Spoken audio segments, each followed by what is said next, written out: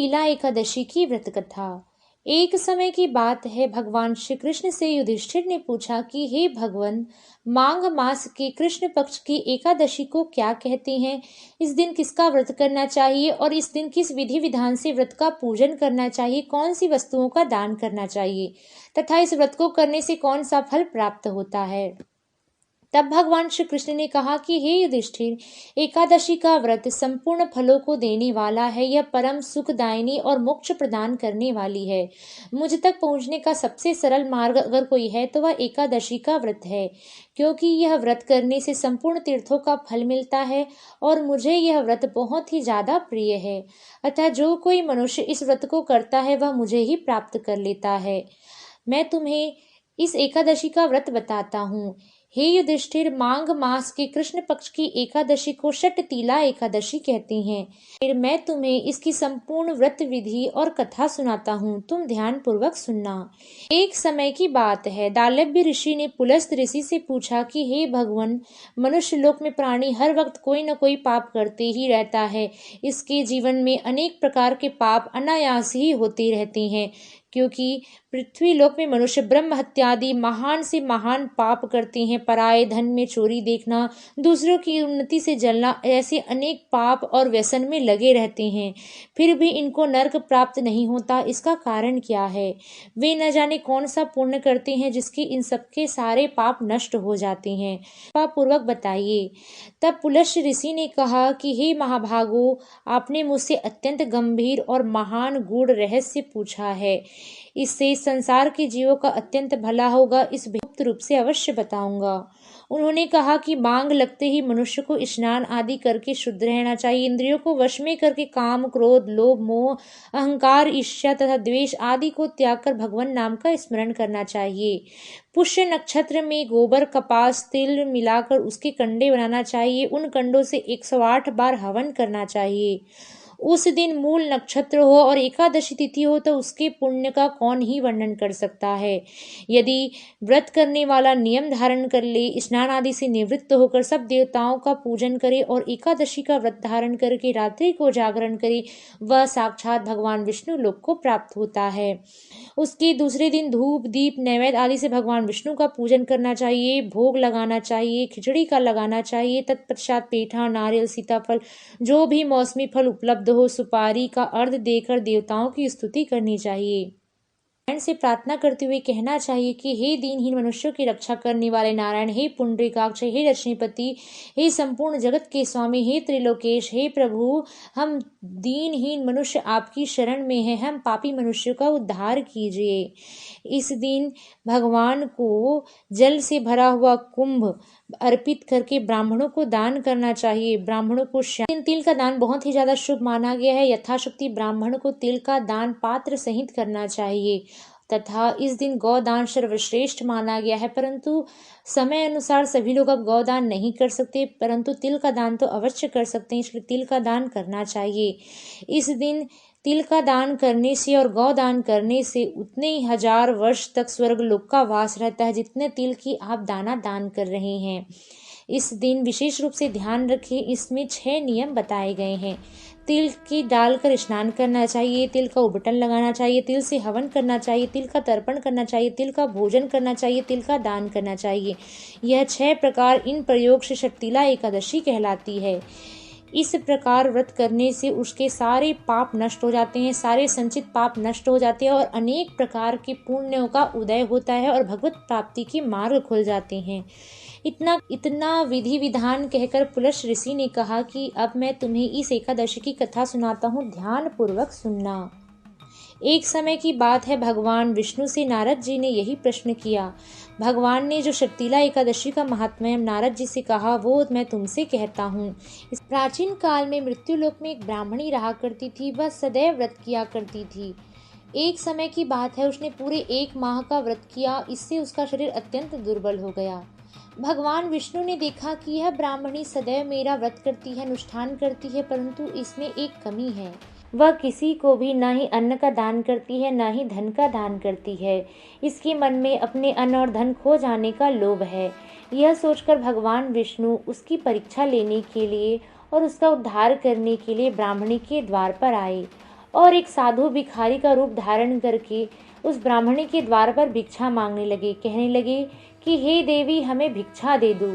उसकी आवाज़ सुनकर ब्राह्मणी घर से बाहर आई और कहने लगी कि हे साधु महात्मन, आप यहाँ पर क्यों आए हैं, आपको क्या चाहिए। तब भिखारी बने भगवान विष्णु कहने लगे कि हे देवी, हमें भिक्षा दे दो, जो भी आप देंगी वह हम स्वीकार कर लेंगे। यह सुनकर ब्राह्मणी बहुत ही प्रसन्न हुई। कहने लगी कि हे प्रभु, जो भी मैं दूंगी उसे आप स्वीकार कर लेंगे, आप उसमें कोई भी किसी प्रकार का हस्तक्षेप नहीं करेंगे। तब साधु बने भगवान विष्णु कहने लगे कि हे देवी, आप जो भी हृदय से देंगी वह वस्तु हम स्वीकार करेंगे। ब्राह्मणी बड़ी ही प्रसन्न हो गई। वह कहने लगी, इसमें न मेरा अन्न जाएगा न ही धन जाएगा। रास्ते में पड़े हुए एक मिट्टी का ढेला उठाकर उस ब्राह्मण की पात्र में डाल दिया और वह प्रसन्न होकर अपने घर को चली गई। भगवान विष्णु उस मिट्टी के ढेले को देखकर मुस्कुराने लगे और सोचने लगे कि हे देवी, अब यही मिट्टी का ढेला तेरा उद्धार करेगा। आपको अपने धन और अन्न का बहुत ही ज़्यादा लोभ है। आपने किसी को भी आज तक कभी भी दान नहीं दिया है, परंतु आपके द्वार पर आए हुए याचक को आपने पहली बार एक मिट्टी का ढेला दान किया है। यही ढेला अब आपका कल्याण करेगा। मुस्कुराते हुए भगवान विष्णु अंतर ध्यान हो गए। जब ब्राह्मणी स्वर्ग लोक को प्राप्त हुई और वहां से उसे वैकुंठ ले जाया गया, तो वहां उसने देखा कि यहाँ सुंदर बड़े बड़े द्वार परकोटे हैं, परंतु उसके लिए यहाँ पर कोई स्थान या कुटिया नहीं दिखाई दी। वह ब्राह्मणी सोचने लगी कि हे प्रभु, मैंने तो जीवन भर आपका व्रत किया है, इतने लंबे समय तक व्रत किया है, अपने शरीर को दुर्बल कर दिया, फिर भी मुझे यहाँ आकर अपना घर महल दिखाई नहीं दे रहा है, मैं यहाँ कैसे रहूंगी। तब भगवान विष्णु कहने लगे कि हे ब्राह्मणी, तुमने अनेक व्रत तो किए हैं, परंतु किसी भी देवी देवताओं को अन्न या धन दान नहीं किया है, क्योंकि तुम्हें वहां पर भी अपने जीवन में तृप्ति नहीं थी। तुमने अपने धन और अन्न को सजो कर रखा, किसी को भी दाना दान नहीं दिया।